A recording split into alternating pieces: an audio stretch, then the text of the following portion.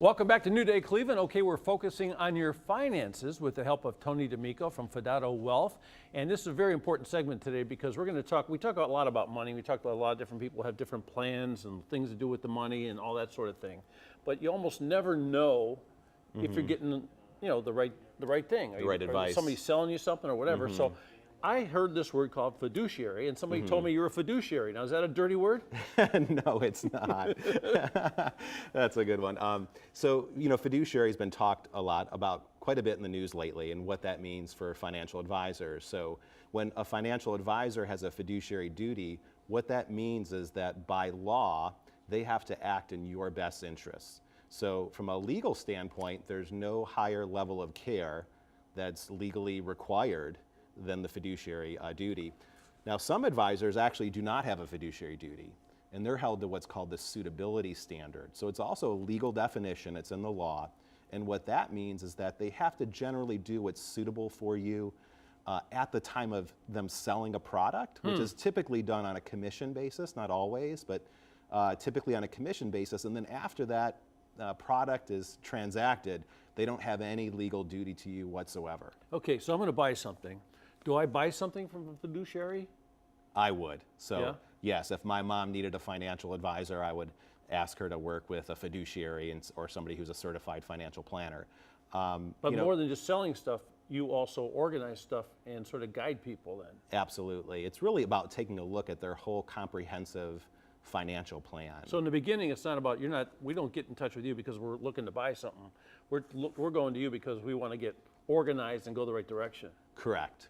It's really about somebody taking a holistic approach with your finances, getting to know you and your goals, and then really mapping out a plan to help address where you want to be. At the end of the day, it's about living life and having a financial plan that helps you enjoy your family and the goals that you have during your working years and after your working years. Well, you get a whole bunch of stuff when you're young, like maybe it's the beginning of a retirement, or Social Security's coming, or you got a 401k, or you got this, you got that, you got this.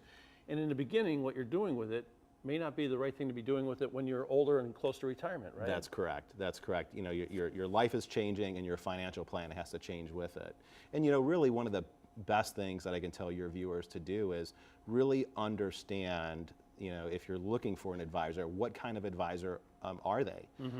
Some people think that all advisors are fiduciaries, and that's not the case. So I think How do you know if they're a fiduciary? That's a good question. So I guess one stat to throw out there first is that there's 310,000 financial advisors in the country.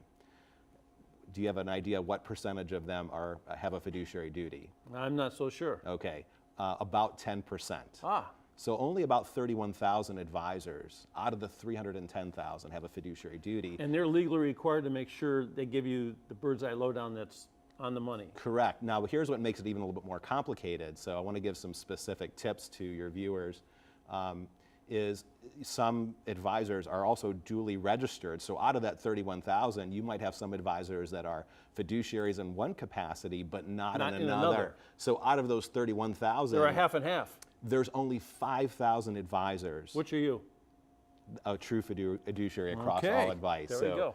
So I really think it comes down to advisor selection to make sure that you're getting the right story, because anybody can make something sound good and appealing. Well, somebody can say something to you, and you're almost intimidated to ask them, like, "Hey, are you a fiduciary, or are you as good as a fiduciary? Is there any way? Can you get that in writing? That's a guarantee." Yeah. So some tips that come to mind as far as what I would want my mom to look for in an advisor is, are they willing to put it in writing that they're going to be a fiduciary to you across all advice? Now, chances are you may get some resistance when we look at the number of advisors that are fiduciaries across all advice. So people could misrepresent themselves, but if they write the paper, then they're legally bound. Exactly. And there's some other questions too that they can ask. So one is, are you a registered investment advisor? So a registered investment advisor has a fiduciary duty to their client. So you want that answer to be yes. But again, there's that gray area that even some fiduciaries are working in. You also want to ask them, are you affiliated with a broker-dealer? Because if they are, then they could get commissions. Sounds like there's a lot of questions here, and here we're going to talk about this. You know what? Would you come back later in the show and we'll talk That'd some more be about this? awesome. Why don't we Great. do that? Because we've got a great idea for an educational course that you might be interested in, you should be interested in, especially between 50 and 70, and a whole lot more questions to talk about. So we'll do that a little bit later in the show.